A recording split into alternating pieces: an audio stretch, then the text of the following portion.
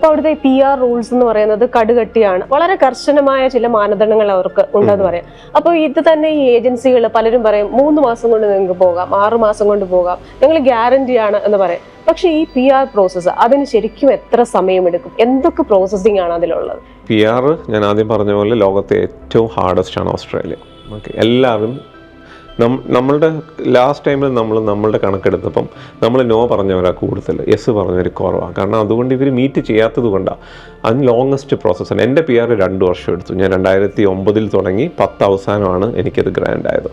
അപ്പോൾ ഏകദേശം 2 വർഷത്തോളം എടുത്തു. ഒരു ideal PRൻ്റെ processing time 1 to 2 years ആണ്, അല്ലെങ്കിൽ മാക്സിമം ഓഫ് 3 years. ഇപ്പം അവിടുത്തെ സ്കിൽ അസസ്മെൻ്റ് ആയാലും IELTS വാലിഡിറ്റി മൈഗ്രേഷൻ 3 year അവർ തരുന്നത് ആ ഒരു പർപ്പസിന് വേണ്ടി. അവർക്കും അറിയാം it is A long process എന്നുള്ളത്. അപ്പോൾ ഒരു 2 വർഷം മുതൽ അല്ലെങ്കിൽ 1 വർഷം മുതൽ 2 വർഷം വരെ എടുക്കാവുന്ന ഒരു പ്രോസസ്സാണ്.